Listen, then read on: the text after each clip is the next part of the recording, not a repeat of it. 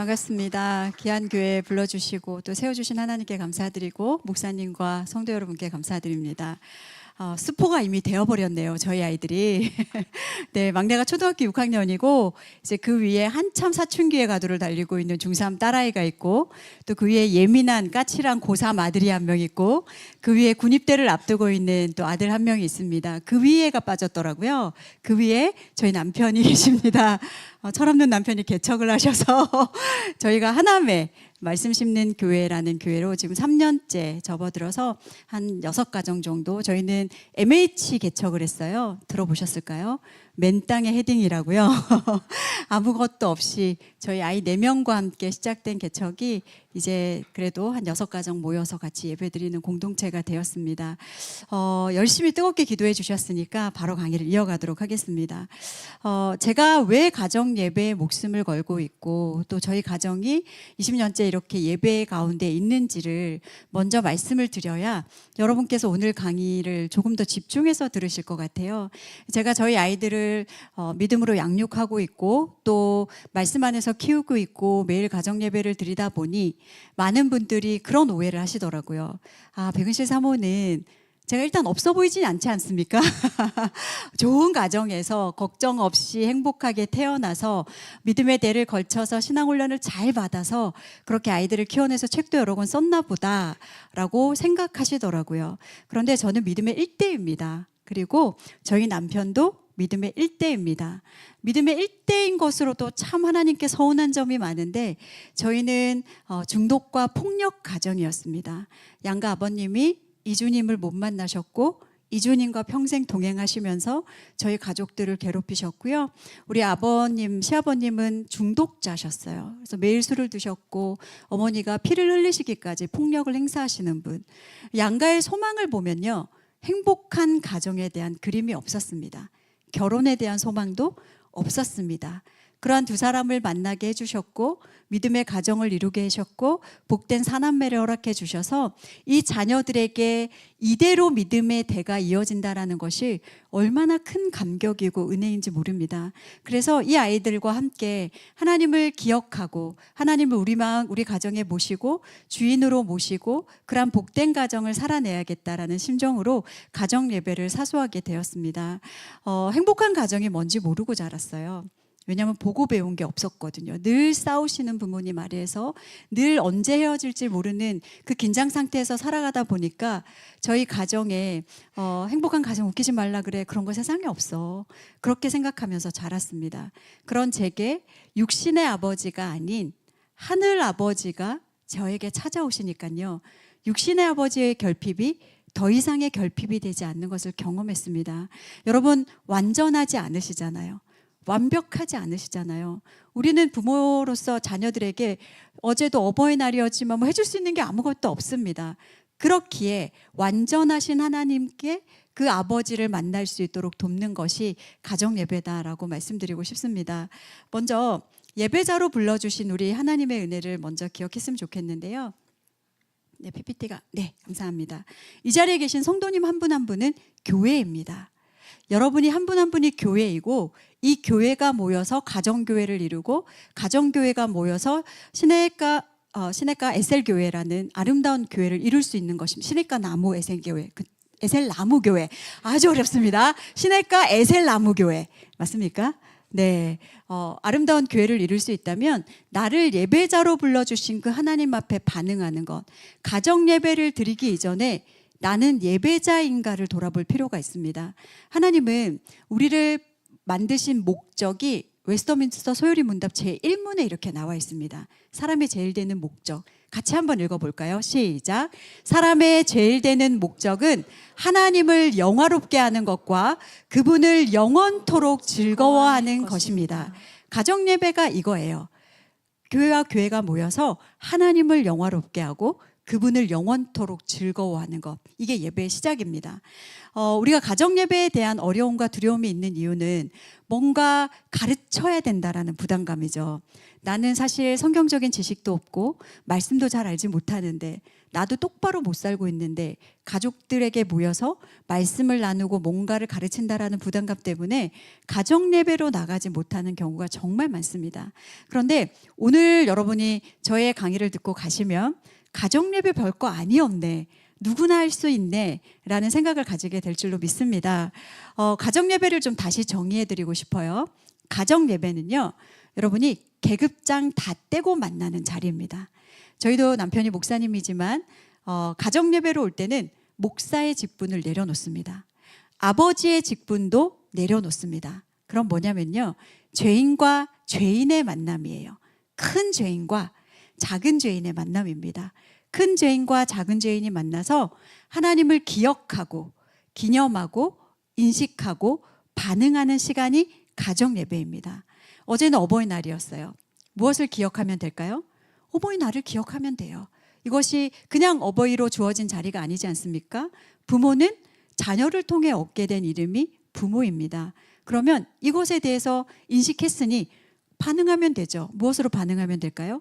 감사로 반응하면 되는 거예요. 저희 아이들은 무엇으로 반응했을까요? 부모님을 나에게 허락해 주신 그 하나님께 감사로 반응하는 거예요. 그래서 가정 예배가 뭔가 대단한 것들을 하는 시간이 아니라 여러분이 공교회에서 드려지는 질서적인 예배들을 기억하실 거예요. 순서가 많고 이걸 예배 시간에 다 해야 되나? 아니요. 그런 틀을 벗어나시고, 가정 예배는 죄인과 죄인이 있는 곳은 어디입니까? 감옥이에요.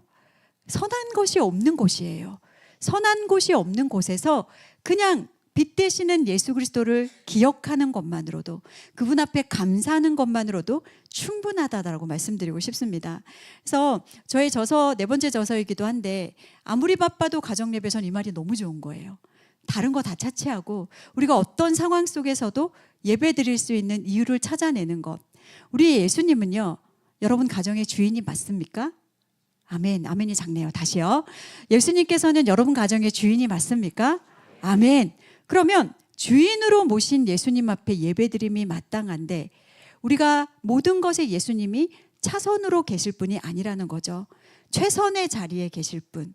예수님은 우리의 목적이 되시는 분이어야 되는데, 우리는 예수님을 수단으로 이용하고 설거지에 밀리고 학원에 밀리고 숙제에 밀려서 항상 구석진 자리에서 기다려야 될 존재라면 우리 가정의 목적이 아니신 분이고 주인이 되신 분이 아니시라는 이유입니다. 그러면 가정 예배를 잘 드리기 위해서는 첫 번째, 삶의 우선순위가 먼저 정비되어야 합니다. 제가 많은 질문을 받습니다. 사모님, 예배 드릴 시간이 없습니다. 아이들 너무 바쁘고요. 학교 갔다 오고 학원 갔다 오고요. 숙제하고요. 재우고요. 하다 보면 예배 드릴 시간이 없습니다 라는 핑계를 대십니다. 정말 우리가 예배 드릴 시간이 없는 걸까요? 아니면 예배 드릴 마음이 없는 걸까요?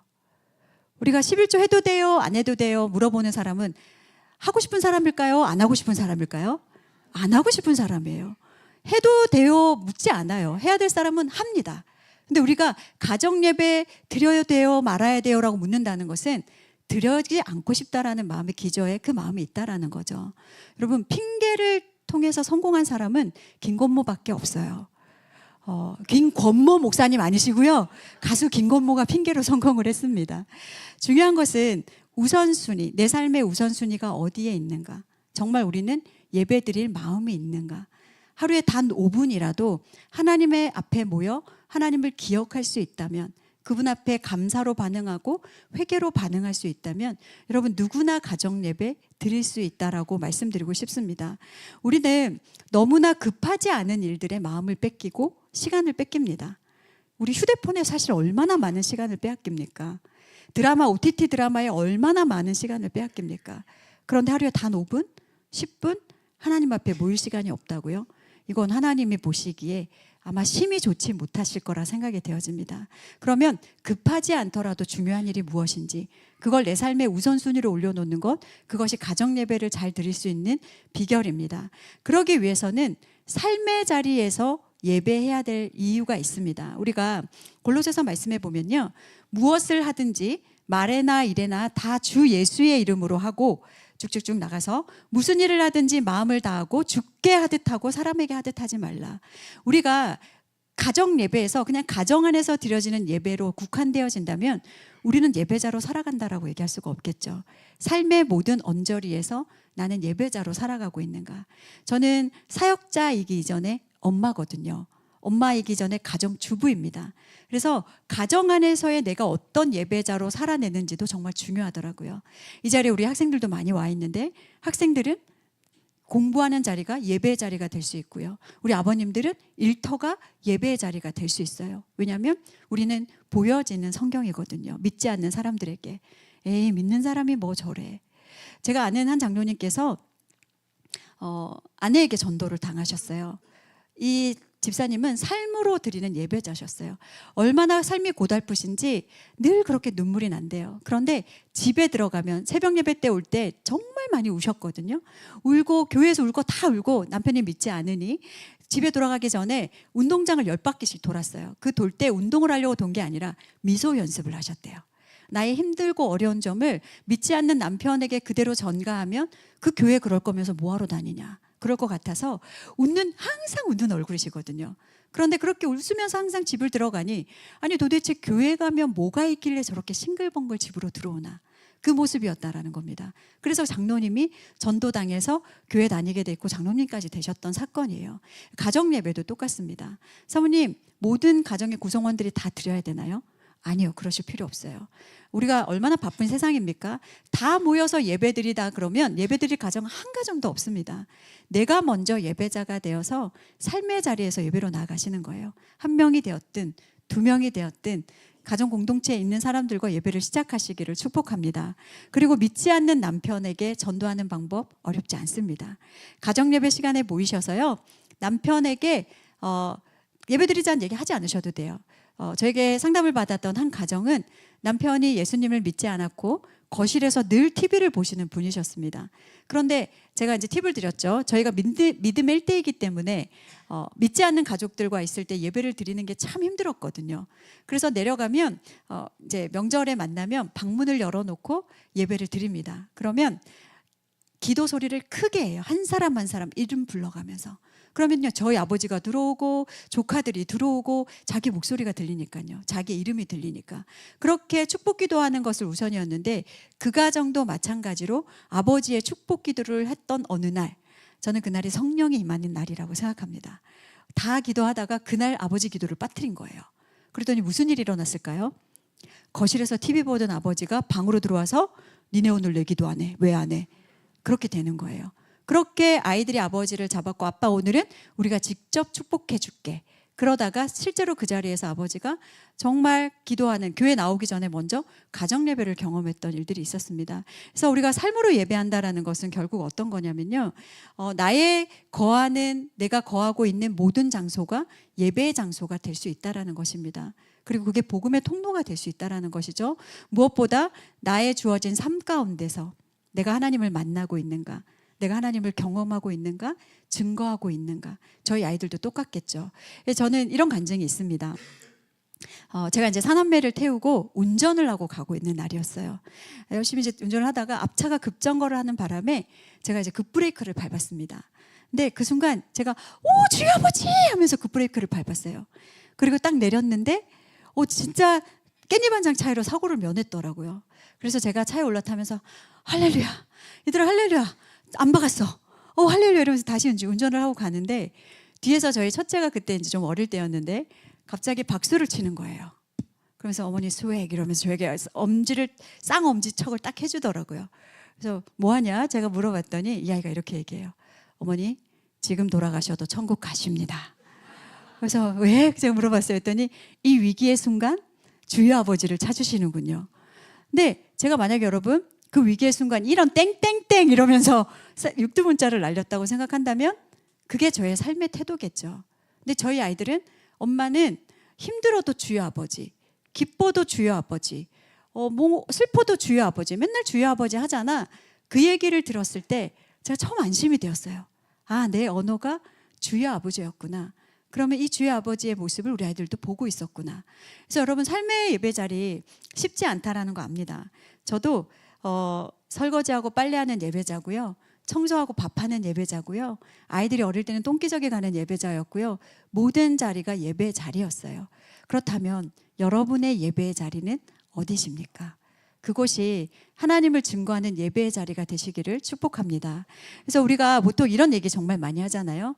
일생을 하나님께 드리겠습니다. 그런데 사실 우리는 일생을 하나님께 못 드려요. 저희 아버지를 보니까 어느 날 갑자기 심근경색으로 다음날 못 봤어요. 우리의 생명이 언제 어떻게 될지 우리는 알 수 없습니다. 그런 약속을 하나님께 드릴 수도 없습니다. 그러나 오늘 주어진 이 하루가 누군가에게는 너무나 살고 싶어하는 그 하루라는 거예요. 그렇다면 나에게 주어진 이 하루를 어떻게 예배자로 살아날까? 그것이 하루살이 예배자입니다. 저희가 20년 동안 가정예배를 지킬 수 있었던 것은 우리 예배 잘 드려야지, 한 달 동안 빠지지 않고 드려야지, 1년을 드려야지, 이런 결단이 아니었다는 거예요. 그냥 오늘 주어진 이 하루를 예배자로 살아내는 것. 오늘 하루 예배 잘 드리자. 그 시작이 이렇게 오랜 기간 동안 예배 드리는 가정이 되었습니다. 그러면 하루살이 예배자는 뭐냐면요. 저는 아침에 루틴이 있어요. 그 루틴이 뭐냐면 오늘도 이제 자고 일어났을 때 너무 피곤한데 누운 채로 갈라디아서 2장 20절 말씀을 암송합니다. 내가 그리스도와 함께 십자가에 못 박혔나니 그런즉 이제는 내가 사는 것이 아니요 오직 내 안에 그리스도께서 사시는 것이라. 이제 내가 육체 가운데 사는 것은 나를 사랑하사 나를 위하여 자기 자신을 버리신 하나님의 아들을 믿는 믿음 안에서 사는 것이라. 이 말씀을 고백한 다음에 이런 기도를 드립니다. 하나님, 오늘 하루 저의 계획과 저의 경험과 저의 지식과 저의 모든 것을 십자가 앞에 내려놓습니다. 온전히 예수 그리스도로 말미암아 운행해 주신 하루가 되게 하여 주시옵소서. 이 기도를 하루를 시작하고요. 하루치 구하는 게 있어요. 저희 이제 개척교회잖아요. 일단 먹고 사는 걸 구해야 되거든요. 하나님, 일용할 양식을 구합니다. 그리고 하나님, 오늘 하루 필요한 사랑 주세요. 제가 오늘 하루 해야 될 절제 주세요. 오늘 하루 필요한 용서 주세요. 오늘 하루 필요할 충성 주세요. 성령의 9가지 열매를 사랑과 희락과 화평과 오래 참음과 자비와 양성과 충성과 온유와 절제잖아요. 이것을 하루치만 구하시면 돼요. 그 하루를 예배자로 살아낼 때 이 하루가 일주일이 되고 열흘이 되고 한 달이 되고 1년이 되는 거예요. 여러분 하루살이 예배자가 되시기를 축복합니다. 그래서 이것이 잘 세팅이 된다면 이제 가정 예배로서 우리가 조금 전환할 필요가 있습니다. 자, 가정 예배는요. 제가 계급장 다 떼고 만나라고 말씀드렸어요. 죄인과 죄인이 만나서 하나님을 기억하고 기념하고 인식하고 반응하는 시간이에요. 그래서 저희 집에는 6명의 예배자가 있고 6명의 예배 인도자가 있습니다. 왜냐하면 가정 예배 시간은 여러분 가르치는 시간이 아니에요. 죄인이 죄인을 가르칠 수 있습니까? 없어요. 그러면 죄인과 죄인이 만나서 하나님을 알아가는 것으로 충분하다는 것이죠. 하나님은 당신을 어떤 걸 통해서 계시하셨습니까? 성경의 66권을 통해서 당신이 어떤 분이신지를 우리에게 알려주셨어요. 그러면 죄인과 죄인이 만나서 성경을 읽으시면 되고요. 암송하시면 되고요. 또 교회에서 나눠주시는 성경의 가이드라인을 가지고 예배를 드리시면 돼요. 그러면 가르침은 어디서 받으시냐? 교회에 오셔서 목사님 통해서 받으시면 돼요. 우리 아이들은 교회 학교에서 받으면 됩니다. 어렵고 지혜로운 모든 것들을 교회를 통해서 공급받으시되 가정에서는 죄인들이 모여서 하나님을 알아가는 시간. 그래서 다른 순서 다 필요 없고요. 말기찬으로 충분합니다. 말씀, 기도, 찬양. 누구의 눈높이에 맞춰서요? 아이들의 눈높이에 맞춰서, 자녀들의 눈높이에 맞춰서. 그래서 저희 집에는 초, 중, 고대 아이들이 있다 보니 초, 중, 고대 예배, 어른 예배까지의 가정 예배가 세팅되어 있어요. 아이들이 어릴 때는 유치 때부터 그렇게 예배를 드렸습니다. 그래서 사진을 보시면 주황색 옷을 입고 있는 아이가 저희 셋째 딸아이인데 지금 중학교 3학년이 된 딸아이인데 저 아이가 저 때 드렸던 예배는 2분 3분으로 끝난 예배였습니다. 그럼에도 불구하고 아주 완벽한 예배를 드렸어요. 왜냐하면 말씀, 기도, 찬양이 다 있었거든요. 사모님 말도 안 돼요. 저 조그만 아기가 무슨 예배를 인도하나요? 그런데 여러분 우리 아이들은요.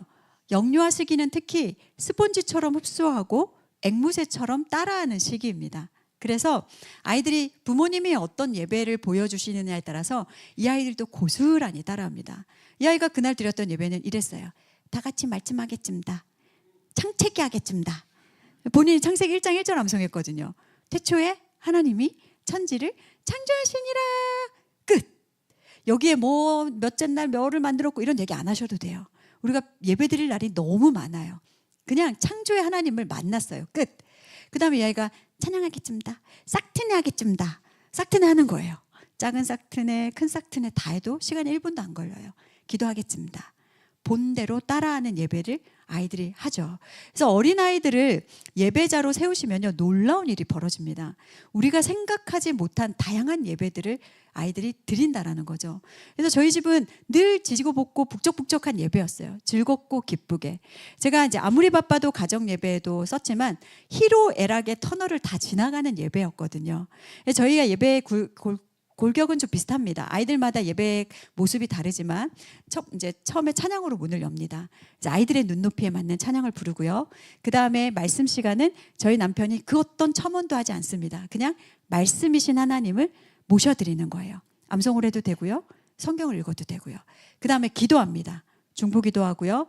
그 다음에 저희 남편이 인도하는 날만 축도로 예배를 마치지만 나머지 5명이 예배로 인도할 때는 주기도문으로 예배를 마칩니다. 그렇게 예배가 짧게는 5분도 드리고요. 길게는 10분도 드리고요. 은혜 받은 날은 30분도 드립니다. 그래서 시간에 구애받지 않으셨으면 좋겠고요. 어떤 형태나 틀에 구애받지 않으셨으면 좋겠어요. 왜 이게 가능하냐면요, 가정 예배이기 때문에 그렇습니다. 그래서 공교에서 드려지는 예배는 질서를 따라서 드려야 되지만 가정에서는요, 어떠한 것도 괜찮다라고 말씀드리고 싶습니다. 그러면 처음에 이제 희로애락의 터널을 좀 들어가 볼 텐데, 가정 예배는요, 무조건 기뻐야 돼요. 즐거워야 됩니다. 왜냐하면 하나님은 우리에게 항상 기뻐하라고 명령하셨죠. 그래서 기쁨 가운데 아이들이 예배에 나와야 되는데, 우리의 가정의 온도는 좀 어떻습니까? 36.5도를 유지하고 계신가요? 아니면 영하를 유지하고 계신가요? 온도가 따뜻하지 않으면 우리의 자녀는 그 안으로 들어올 수가 없습니다. 그래서 우리의 자녀들이 예배 안으로 들어올 때는 어떠한 것들도 허용하실 수 있는 준비가 되 계셔야 돼요. 진리가 아닌 것들은 허용할 수 있어야 됩니다. 예를 들어서 아이들이 돌아다니는 것 괜찮습니다. 어떤 아이는 누워서 예배 드릴 수도 있어요. 저희가 코로나 기간에는 4명은 누워서 예배 드리고 2명은 앉아서 예배 드렸어요. 상황과 형편에 따라서 하시면 돼요. 우리 하나님은요, 그렇게 쪼잔하신 하나님이 아니에요. 죄인과 죄인들의 모습에서 선한 것이 없다라는 걸 알고 계시죠. 복음을 우리가 좀 들여다봤으면 좋겠습니다. 우리가 완벽했을 때에, 완전했을 때에, 새벽 예배 한 번도 안 빠졌을 때에, 성경을 백독했을 때에, 암송을 1000정 이상 했을 때에 내가 너를 사랑한다, 이런 말 성경 어디에도 없어요. 근데 예수님께서는요, 우리가 아직 연약했을 때에, 죄인 되었을 때에 십자가의 죽으심으로 자기의 사랑을 확증해 주셨다고요. 그러면 우리의 어떤 연약함도요, 십자가의 사랑으로 용서가 돼요. 그러면 있는 모습 그대로, 나의 연약함 그대로, 부족함 그대로 나오는 것이 가정 예배예요. 그래서 내가 뭔가 잘했을 때 해야지, 우리 가정에 뭔가 성숙했을 때 해야지, 아니 그럼 늦어요. 있는 모습 그대로 즐거운 마음으로 예배 안으로 들어가시는 여러분 되셨으면 좋겠습니다. 그래서 기쁨으로 예배드리기 위해서는 우리의 자녀의 유연한 태도를 가지고 어떤 것도 수용해 주시고 함께 기뻐할 수 있는 것, 그것이 첫 번째 시작이라는 것과요. 두 번째는 노여움을 빼시는 예배를 드리셔야 됩니다. 우리가 예배 드리다 보면 예배를 조금 드렸던 가정은 화를 냈던 경험들이 있을 거예요.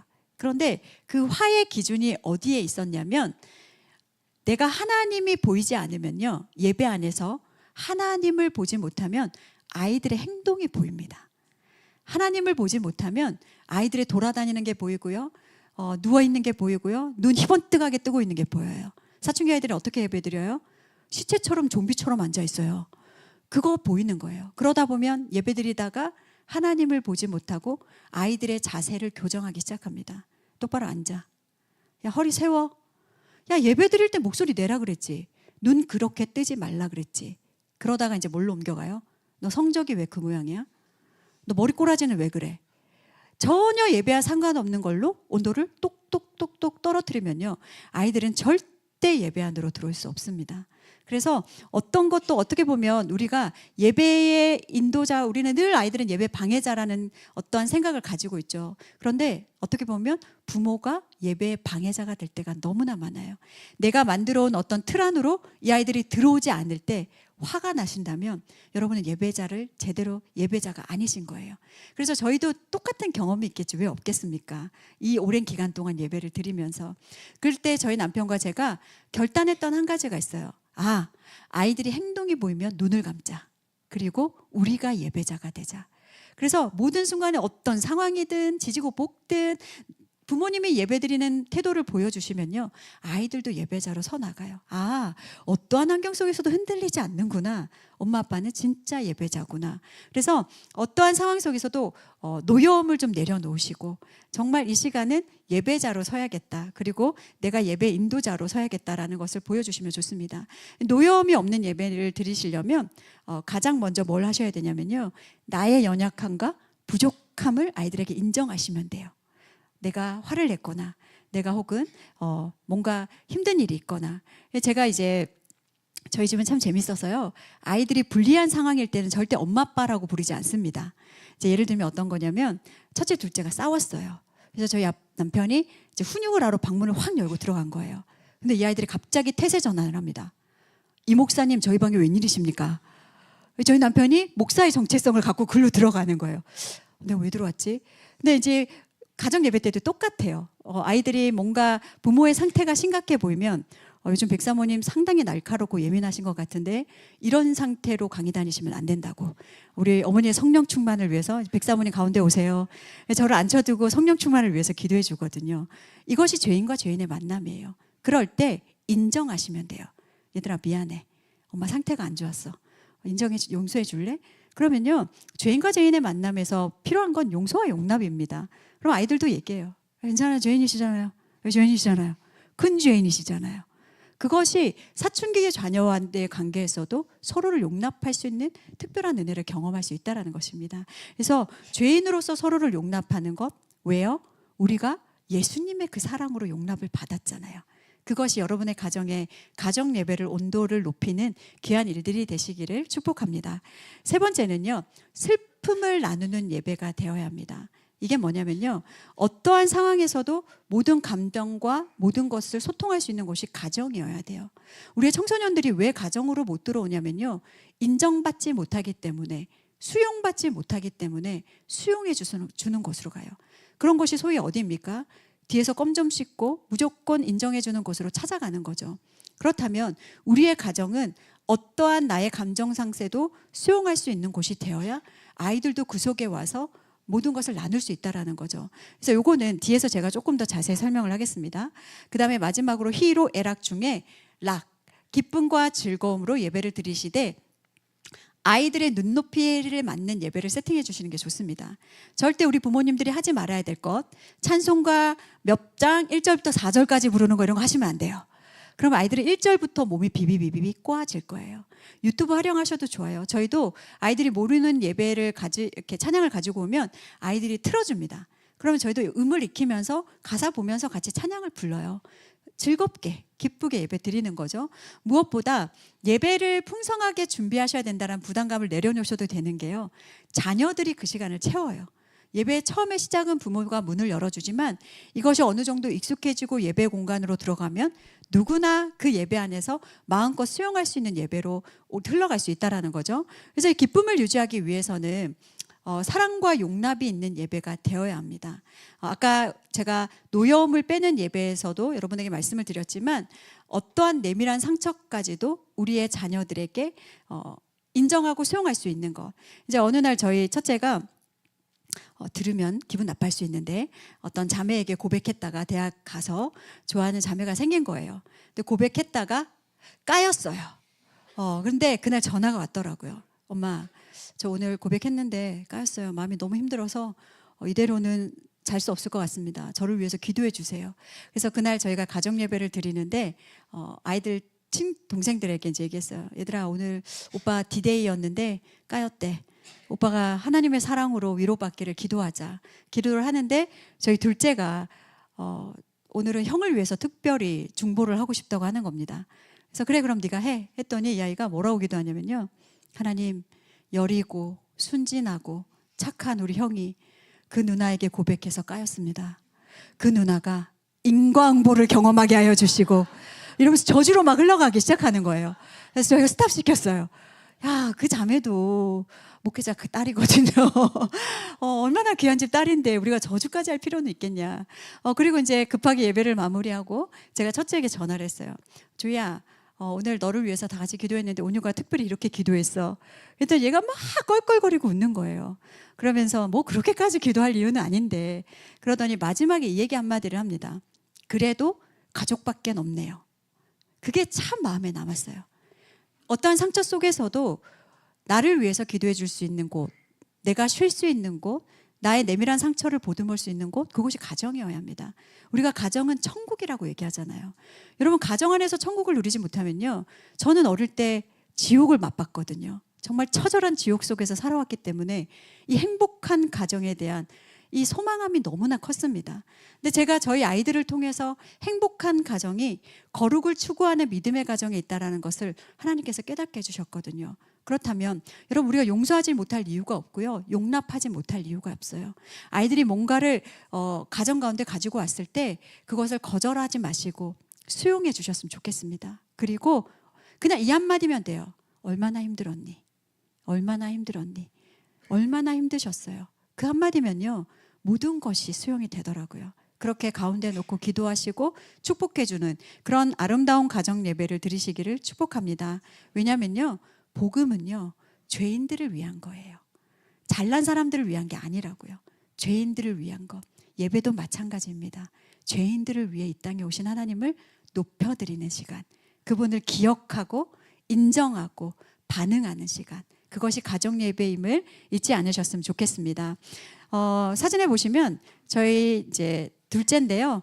이 아이가 중간고사 기간도 저희는 열애가 없습니다. 무조건 예배를 드립니다. 아이의 귀가 시간에 맞춰서 가정 예배를 드렸는데 번개로 공부하려니 얼마나 어려웠을까요? 가정 예배 시간에 저희가 그때 성경 통독을 할 때라 돌아가면서 성경 읽는 분량이 있었거든요. 근데 본인 거 분량 읽을 때는 이제 읽다가 이거 읽고 나서 기절해 버렸어요. 다른 사람들 읽을 동안 아주 숙면을 취하시더라고요. 자, 이렇게 자면 여러분 어떻게 하시겠어요? 일어나. 누가 예배 시간에 자? 얘가 지금 예배 시간이 거룩하고 예배 시간을 자빠져 자? 이렇게 얘기하시겠어요? 아니요. 내버려 두세요. 얼마나 피곤합니까? 그럼에도 불구하고 이 자리에 왔잖아요. 그러면 자는 아이에게 손을 얹어서 축복해 주시면 돼요. 깨우실 때 이 한마디 해주시면 돼요. 너 너무 많이 피곤한가 보다. 들어가서 자. 공부해야 돼요. 저 잤어요. 깨우시지 그러셨어요. 아이들이 이렇게 반응합니다. 우리가 어쩌면 너무나 매몰차게 우리 아이들을 율법적으로 키우려고 하는 마음들이 있다 보니 강압적인 분위기 속에서 뭔가 경건하고 거룩한 예배를 드려야만 하나님이 받으실 거야. 이건 우리의 생각이에요. 하나님은요, 저 아이가 중간고사 기간에도 와서 저렇게 자고 있는 모습마저도 사랑스럽게 여기셨을 거예요. 그래서 우리의 기준과 눈이 아니라 하나님의 눈으로 우리 자녀를 보셨으면 좋겠습니다. 그렇게 했을 때 자녀들과 얼마든지 즐겁고 기쁜 예배를 드릴 수 있다라고 말씀드리고 싶고요. 그 다음에는 환경과 상황을 이겨내셨으면 좋겠습니다. 제가 저희 아이들 어릴 때 많이 이랬거든요. 엄마 기분 나빠. 니네 싸워서 기분 나빠. 오늘 예배 안 드려. 다 들어가. 그럼 누가 제일 좋아할까요? 사단이 제일 좋아해요. 그 다음에 누가 좋아해요? 아이들이 좋아해요. 아싸, 오늘 예배 안 드린다. 그런데 그렇게 할수록 제 안에 지독한 상실감이 생기더라고요. 내가 또 내 연약함을 못 이겼구나. 나의 부족함 때문에 또 예배를 놓쳤구나. 그런데 지금은요, 저희가 아이들이 어릴 때는 핸드폰에 알람을 맞췄습니다. 각자의 핸드폰에 7시 반이면 이미 아이들이 기거한 상태잖아요. 그래서 알람을 맞춰서 무조건 알람이 울리면 그 자리에, 예배 자리에 모이는 걸 원칙으로 하고 예배를 사수했었습니다. 그런데 지금은 저희가 대학생도 있고 고3도 있고 중학생도 있고 이러다 보니 기과 시간이 일정하지 않아요. 그래서 처음에는 있는 아이들과 예배를 드렸지만 이 중요한 시기를 지나가는 아이들을 그냥 내버려 둘 수 없어서 더욱더 하나님으로 새겨야겠다. 특히 이제 저희 둘째는 예고를 다니는 아이고 많은 문화권에 노출들이 되어 있다 보니 더 많은 세상의 것들로 이게 흡수가 되어지고 균형이 이루어지지 않는 것들을 보면서 더 예배 안으로 초대를 해야 되겠다. 그래서 저희는 가족 단톡방에 기가 시간을 알립니다. 저희 둘째가 이렇게 하면 예배를 피할 수 있겠지 그래서 버티다가 11시, 12시 다 돼서 들어왔더라고요. 근데 저희가 아무도 안 자고 거실에서 기다리고 있었거든요. 띡띡띡띡 문 열고 들어오는데 저희가 언니 왔다 예배 드리자 하고 딱 있으니 이 아이가 도끼눈으로 째려보면서 얘기하더라고요. 그냥 저 빼고 예배 좀 드리시지 그러셨어요. 왜 미천한 저를 기다리셨어요? 우리가 너를 사랑하지 않니? 이러면서 그렇게 정말 짧은 예배를 드렸어요. 아주 짧게 말씀 한 절 읊조리고 같이 기도하고 마치는 예배였지만 그럼에도 불구하고 환경과 상황을 넘어서 이것을 지키는 이유는요. 이 아이를 지키고 보호하실 분이 하나님이라는 걸 알기 때문이에요. 우리는요. 절대 우리 아이들의 인생을 책임질 수 없습니다. 여러분 책임질 수 있으세요? 우리가 얼마만큼 주무르고 만져야 내가 원하는 방법대로 내 아이가 자랄까요? 이 아이들이 다 다르게 태어나고 다 특별하게 태어나는 이유는요. 사명이 다르기 때문이에요. 공부를 잘하는 아이도 은사잖아요. 그렇다면 공부가 잘하는 아이가 있고 예체능에 능한 아이가 있고 또 다른 것에 은사가 있는 아이가 있다면 이 아이들이 즐겁고 기쁘게 공부하고 가정 안에서 인정과 지지를 받고 또한 예배 안에서 건강하게 커서 하나님이 기뻐하시는 자녀로 키워내는 것, 이것이 하나님이 기뻐하시는 성경적인 자녀 양육입니다. 그러면 어떠한 상황 가운데서도 예배를 절대 포기하지 않으셨으면 좋겠어요. 이래서 예배 못 드리고 저래서 예배 못 드리고가 아니라 그럼에도 불구하고 우리가 예배드리고 여러분이 예배를 드리기로 결단하시는 순간부터 사단은 끊임없이 공격할 거예요. 왜냐하면 예배하는 가정이 세워지는 거 이거 엄청난 일이거든요. 그러니 천국에서는 잔치가 일어나고 아주 사단들은 경계할 것입니다. 그때마다 여러분이 그것에 속지 않으셨으면 좋겠어요. 뭐냐면 저희는 처음에 예배를 드리기 시작했을 때 그렇게 전화가 오더라고요. 평소에 전화하지 않는 분들이 저희 친정어머니는 부재중 30통까지 돼 있더라고요. 계속 전화를 하는 거예요. 그러면서 막 소리치셨어요. 도대체 뭐 하느라고 전화를 안 받냐. 예배 드리느라고. 극한 예배가 뭐라고 전화도 안 받고. 근데 들어보면 별로 중요한 일도 아니에요. 그렇게 마음을 상하게 하는 일들이 있었고 저희가 예배가 이제 좀 익숙해져서 정말 이제는 어떤 것도 흔들림 없이 가정 예배를 드릴 때는 아이들이 다치더라고요. 응급실 갈 일들이 생기는 거예요. 꼭 예배 시간에 맞춰서. 그럼 응급실 가면 정신없어서 오면 예배를 놓치게 되는 일들도 4명이니까 얼마나 많겠습니까? 근데 어떠한 상황 속에서도 여러분이 그러한 마음의 심지가 있었으면 좋겠어요. 내가 다른 건 다 놓아도 하나님과의 만남은 놓지 않으리. 왜? 나의 우선순위, 나의 목적이 되시는 그분이니까. 그럼 우리 가정도 똑같겠죠. 그래서 환경과 상황을 이겨내시는 여러분 되시기를 축복합니다. 네, 그러면 청소년기 때는 절대 율법으로 우리 아이들을 바꿀 수 없습니다. 강제성화시킬 수가 없어요. 저희 집에는 아이들 친구들이 참 많이 옵니다. 다양한 아이들이. 그러면 이 아이들이 예수님을 믿든 안 믿든 로마에 왔으니 로마법을 따르게 합니다. 이 부분은 제가 뒤에서 조금 더 자세히 설명하겠고요.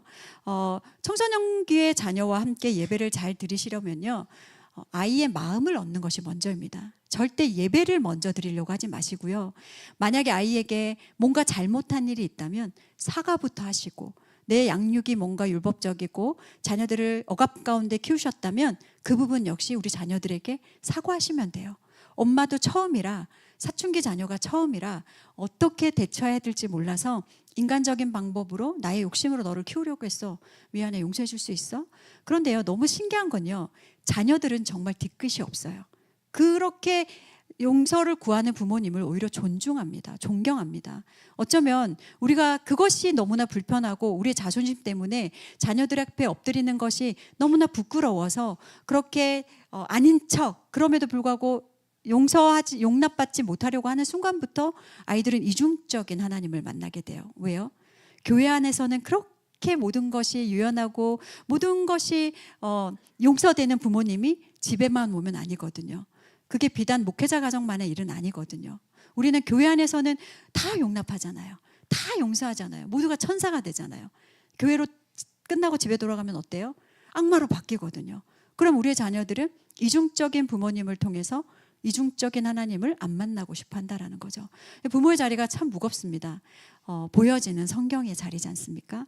그렇다면 내가 어떤 태도를 가지고 우리 자녀들을 초대할 것인가. 그래서 청소년기 자녀와 예배를 드릴 때는 횟수보다는요, 짧고 굵게 아주 선명하게 그 일주일에 한 번을 드려도 짧게, 하지만 우리가 하나님 안에 있다라는 것을 기억해 주는 정도로만 하시는 거 정말 추천드립니다. 저희는 이제 어릴 때부터 익숙해져 있던 시간이기 때문에 매일 예배 드리는 것이 어색하지 않지만 처음 시작하는 가정들이 매일 예배 드리는 건 쉽지 않으세요.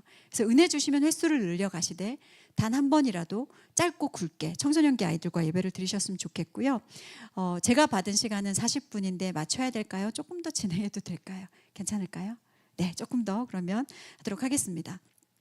그러면 여러분이 언제 이제 예배를 시작하셔야 되냐면 나에게 슬픈 일이 있을 때, 우리의 가정에 어려움이 찾아왔습니까? 그러면 이때가 하나님이 우리의 가정에 이제 가정 예배 드리라고 하시는 건가 보다 하고 예배 시작하시면 돼요.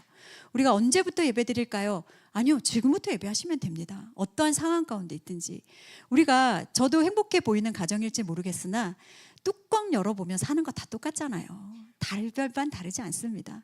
저희는 날마다 터널이에요. 터널 끝나면 또 터널. 우와, 이제 빛이 왔다 얘들아, 이제 끝났어. 그 순간 또 다른 터널이 기다리고 있어요. 계속해서 연속입니다. 그 속에서 불평과 한탄을 해보니 이것은 그 삶을 변화시키지 않더라고요.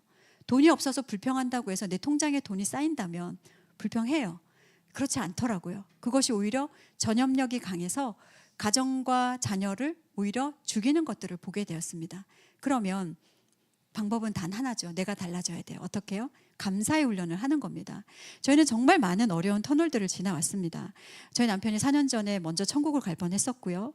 또 건강과 함께 부교육자의 삶을 내려놓고, 그때는 저희가 개척에 대한 마음이 없었기 때문에 잠깐 이제 밖에 나와서 다음 스텝을 놓고 기도할 때 정말 어려운 환경 속에서 6인 가족이 살 수 없는 공간에서 화장실 하나 정말 이렇게 딱 서면 끝인 화장실 공간이었어요. 그리고 변기가 복층 변기였어요. 이렇게 2층 계단을 4개를 밟고 올라가야 변기가 있는 그런 집에서 살 때 저 방이 저희 딸아이 방이었습니다. 이사하는 날 보니 곰팡이가 저렇게 피어 있는 걸 몰랐어요. 전날 처음으로 창문을 열었습니다. 왜냐하면 반지하였고 뒤쪽에 비둘기똥이 가득해 있어서 감히 문을 열 수가 없었습니다. 그런데 저희가 모든 곳을 옮겨 다닐 때마다 이사를 여러 번 하지 않았겠습니까? 교육자들 삶이 그렇습니다. 근데 그렇게 이사를 다닐 때마다 이사하는 곳에서 새 장막 주신 감사 예배를 드렸어요. 어떤 상황이든지 간에. 그게 반지하였든 어두컴컴한 곳이었든 정말 좁은 집이었든 새 장막을 주셨으니 감사 예배를 드리는 거예요. 그리고 그 집을 떠나기 전날 그동안 이 집에서 우리가 믿음과 은혜가 쌓였던 것에 감사하며 감사 예배를 드렸습니다. 근데 아이들과 예배를 드리면서 어떤 감사가 터져 나오냐면, 저 같으면 불평하겠어요. 좋은 부모 못 만나서 지하에서 정말 그렇게 고생하면서 살아왔던 화장실 하나를 6인 가족이 쓰려면요 정말 인내의 시간들이 필요합니다. 그런데 아이들의 감사가 어떤 감사였냐면요, 우리 집 앞에 공원이 있어서 감사했대요. 저는 거기서 배드민턴도 치고 이런 기억일 거라고 생각했어요. 그런데 우리 화장실 급할 때 그 공원 없었으면 큰일 날 뻔했잖아요. 그래서 너무 감사했어요. 이 얘기를 하는 거예요. 새벽쯤 돼서 엄마 죄송한데 저 따라서 공원 좀 따라가실 수 있어요?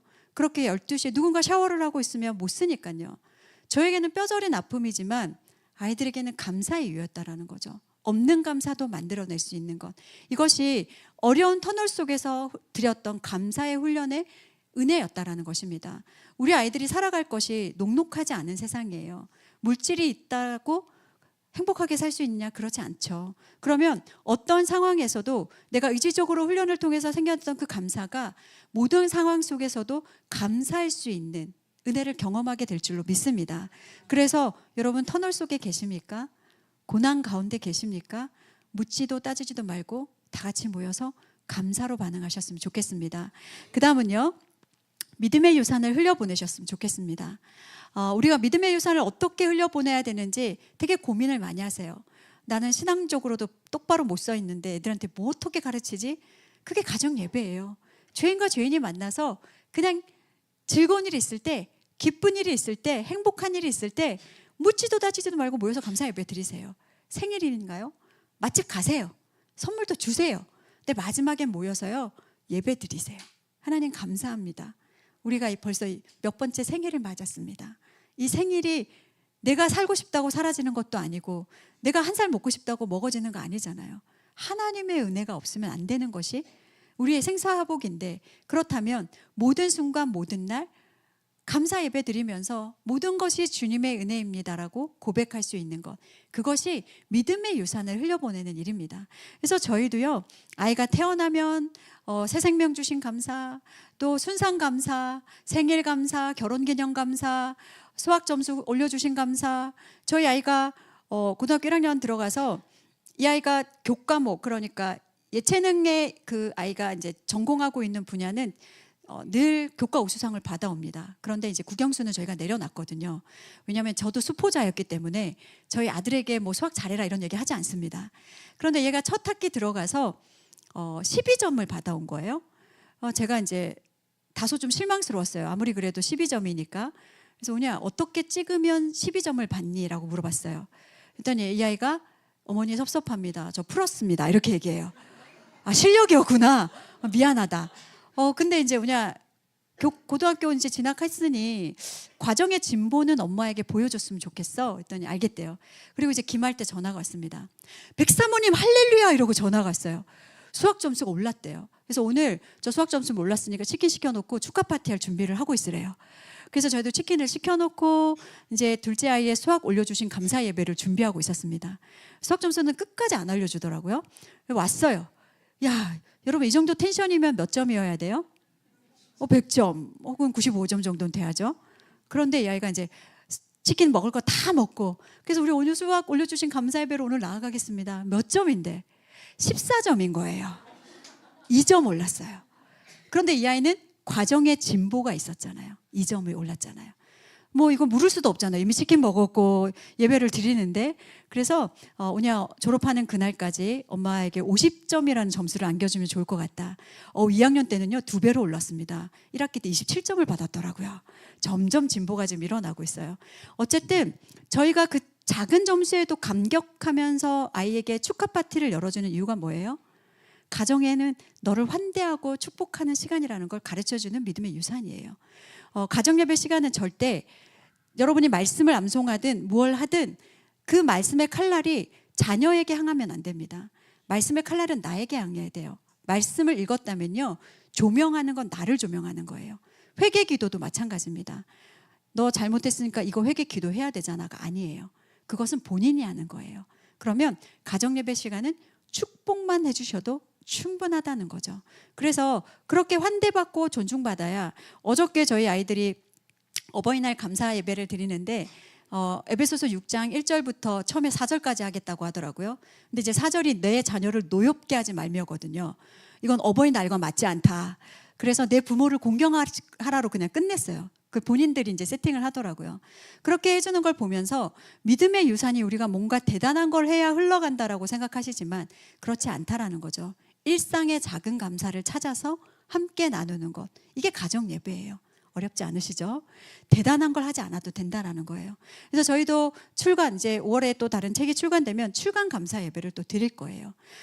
생일 때, 뭐 할 때 무조건 묻지도 따지지도 않고 저희는 매일 예배를 드리다 보니 매일이 행사고 매일이 이벤트예요. 그래서 그렇게 그냥 만들어 가는 거죠. 저희 두 번째 사진은요, 저희 셋째 딸아이가 첫 월경이 터졌을 때였어요. 요즘 여러분 이런 성적인 것들을 음지에서 얘기하지 않으셔야 돼요. 가정 안에서 아주 밝고 긍정적으로 오픈하셔야 아이들이 음지에서 성을 배우지 않습니다. 그런데 요즘 이제 학교 교육이 좀 너무나 자유로워져서 요즘 너무나 심각하게 성교육을 시키는 게 좀 문제이긴 한데요. 그럼에도 불구하고 가정에서는요, 오픈하셔야 돼요. 그래서 저희 딸아이가 좀 예민한 날은 오빠들이 물어봐요. 너 오늘 그날이야?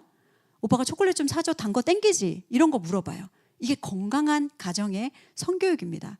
근데 이날도요, 첫 아이가 월경 터졌을 때 저희가, 여러분께서 아직 아이들이 2차 성징이 지나가지 않았다면 우리 손주들도 마찬가지겠고요, 축하 감사 예배를 드리셨으면 좋겠어요. 왜요? 이 월경을 한다라는 것은요, 생명의 문이 열렸다라는 거예요. 그래서 저희가 모여서 저희 남편이 꽃다발을 아이에게 하나를 안겨주고 모여서 블레싱을 했어요. 말씀 블레싱을. 그렇게 했더니 아이가 너무 행복했습니다. 그리고 저희 오빠 중에 한 명이 이런 덕담을 해주었어요. 사랑아, 네가 드디어 소녀에서 숙녀가 되어가는구나. 축복한다. 지금부터 혼전 순결을 지키도록 해. 그래서 저희가 3초 동안 침묵했지 않았겠습니까? 중요한 것은 가정 안에서 어떠한 상황 속에서도 환대받을 수 있고 축복받을 수 있는 그 예배가 흘러갈 수 있도록 해주시는 거예요. 마지막으로 소통과 나눔이 있는 예배를 드리셨으면 좋겠습니다. 이게 뭐냐면요, 저는 우리 시냇가 이슬람어 교회가 좋은 롤모델 교회가 되었으면 좋겠습니다. 그리고 각 가정이 좋은 롤모델이 되었으면 좋겠습니다. 요즘 우리 아이들이 보는 TV 프로그램 보면요, 이혼 숙녀, 결혼 지옥, 금쪽 같은 내 새끼, 이런 거 보면 결혼하고 싶어요? 아니요, 결혼 안 하고 싶습니다. 그리고 오히려 결혼하지 않는 젊은 층들을 독려하는 프로그램들도 정말 많습니다. 제가 믿음의 가정에서 자라지 못했고 폭력 가정에서 있다 보니 결혼하기 싫었거든요. 남자에 대한 혐오도 있었거든요, 아버지 때문에. 그런데 좋은 가정을 어디서 봤냐면요, 하와이 열방대학에서 봤어요. 정말 전 세계에서 각 가정이 와서 아, 여기가 천국인가 봐, 이렇게 아름다운 가정이 있을 수 있다고, 그 가정을 보면서 제가 가정을 꿈꿨고요, 결혼을 꿈꿨습니다. 그렇다면 우리 이 교회 안에 있는 젊은 청소년들, 청년들이요, 여러분 가정을 보면서 꿈을 꿨으면 좋겠어요. 나 저 집사님 가정 보면 진짜 결혼하고 싶어. 저희 아들이 21살밖에 안 된 이 녀석이 요즘 맨날 결혼 타령하거든요. 엄마 결혼하고 싶어요. 김수현 집사님 가정 보면 결혼하고 싶어요. 조야, 일단 여자부터 만들자, 제가 얘기합니다. 그리고 군대부터 다녀오자. 그런데 누군가를 보고 그런 걸 꿈꿀 수 있다면 이것이 정말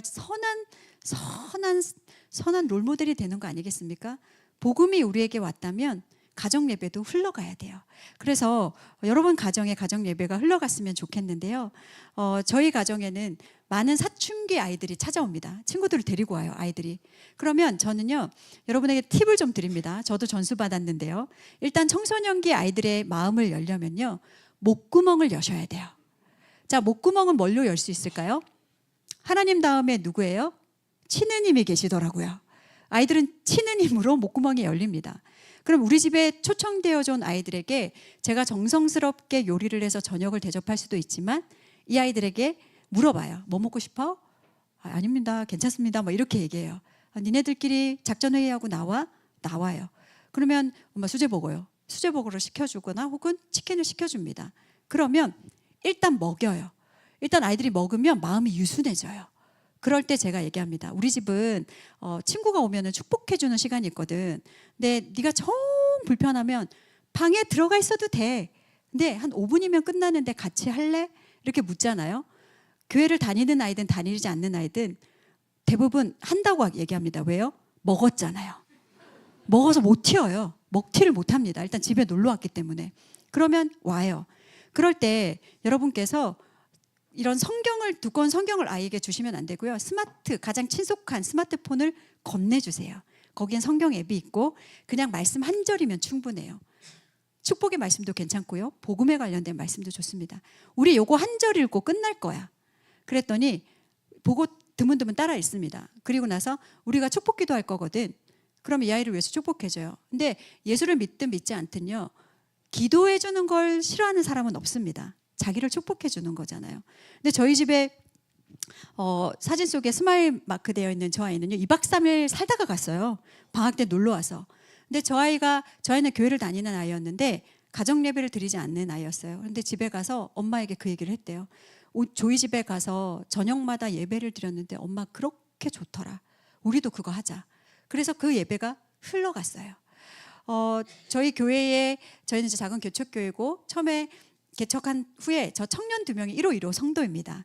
저 중에 빨간 모자를 쓰고 있는 자매는 저에게 결혼 예배학교 훈련도 받고 이제 출산해서 100일 된 아가를 데리고 왔어요. 근데 처음에 저희 교회 오기 전에 저희가 초대했던 곳이 다름 아닌 가정 예배였어요. 교회에 와서 예배 드리기 전에 사남매 드리고 지지고 볶는 사는 모습을 좀 봤으면 좋겠고, 그 다음에 가정 예배를 어떻게 드리는지를, 그래서 저희가 평소에는 김, 계란, 김치 먹습니다. 근데 상다리 부러지는 거 보이시죠? 집밥 먹이고 싶었어요, 객지 생활하는 청년들에게. 그리고 먹였잖아요. 그랬더니 마음이 열렸잖아요. 그때 가정 예배 드렸습니다. 근데 이 아이들이 가정을 꿈꾸더라고요. 사모님처럼 애도 많이 낳을래요. 꿈꾸더라고요. 그래서 그렇게 흘러가는 거예요. 옆에 가정은 저희 교회에 이제 함께 교제하는 가정인데요. 이 가정은 둘째라서 100일을 그냥 보내겠대요. 그래서 저희가 찾아가는 가정 예배를 드렸어요. 아, 그냥 아무것도 안 하신다 그러길래 그러면 저희가 갈 테니 가정 예배 드립시다. 100일 가정 예배. 그리고 100일 된 아이 두고 말씀 블레싱을 해주었습니다. 두 부부가 너무 감격했어요. 그리고 이 아이가 돌을 최근에 이제 맞았어요. 근데 돌감사 예배를 교회에서 성도들과 드리고 싶다고 했어요. 그래서 저희가 오후 모임 끝나고 예배 다 드리고 성도들의 블레싱을 받으며 돌감사 예배를 교회에서 드린 가정입니다. 그래서 흘러보내야 돼요. 예배가 우리의 가정 예배가 아니라 모두의 예배가 될 수 있도록. 그래서 시내가 에셀나무 교회가 정말 하나님의 귀한 예배 공동체가 되시기를 축복합니다. 그래서 오늘 들은 제 강의 다 잊으세요. 나갈 때 하나도 기억 안 하셔도 돼요. 이제는 여러분 가정만의 예배를 만드셔야 됩니다. 믿음의 성숙도가 다르고요. 가정의 구성원이 다르잖아요. 어르신들도 예배 드리셔야 돼요. 왜요? 우리에게 로이스, 유니게 같은 엄마가 있다면 로이스 같은 할머니도 필요합니다. 예배 자리에 계셔서 정말 우리가 끊임없이 예배의 통로로서 믿음의 계보가 이어질 수 있도록 해주셨으면 좋겠고요. 내일 당장 치킨부터 시키세요. 그리고 아이들의 목구멍을 여시고 우리는 언제 예배 드릴까? 그리고 또 우리는 언제 모일까? 그리고 어떻게 하나님 앞에 반응하면 좋을까? 아이들의 눈높이에 맞는 예배를 세팅해 나가시는 여러분 되셨으면 좋겠습니다. 그래서 미루지 마시고 시작하고. 다이어트는 언제부터 하는 거죠? 내일부터 하는 거잖아요. 오늘 맛있는 게 너무 많아요. 하지만 예배는 언제부터? 지금부터. 예배드리는 복된 가정 되시기를 축복합니다. 기도하고 마치겠습니다. 좋으신 하나님 감사합니다. 죄 많고 허물 많고 연약하고 부족한 우리를 주님의 자녀로 삼아주셨습니다. 그리고 무엇보다 부모로 세워주셨고 가정이라는 아름다운 공동체를 주셨습니다. 그럼에도 불구하고 우리가 이 생의 자랑과 이 생의 정욕을 쫓아 우리 아이들을 키워나갔음을 고백합니다. 하나님, 죄인과 죄인의 자리에 주님 찾아와 주시고 우리의 가정이 하나님을 경외하고 하나님을 예배하는 가정 될 수 있도록 인도하여 주시옵소서. 여호와께서 집을 세우지 아니하시면 세우는 자의 수고가 헛되며 여호와께서 성을 지키지 아니하시면 파수꾼의 깨어 있음이 헛되도다라고 말씀하신 것처럼 예수님께서 우리 가정의 주인 되어 주시지 않으면 우리의 가정이 헛되고 헛된 곳인 것임을 고백합니다. 주님, 자정하여 주시고 우리 가정 가운데 응답하여 주시고 우리가 예배드릴 수 있는 용기와 믿음을 허락하여 주시옵소서. 모든 감사와 영광 주님께 올려드립니다. 지금도 살아 역사하시는 예수님의 이름으로 기도드립니다. 아멘. 네, 우리 다시 한번 회복을 넘어 온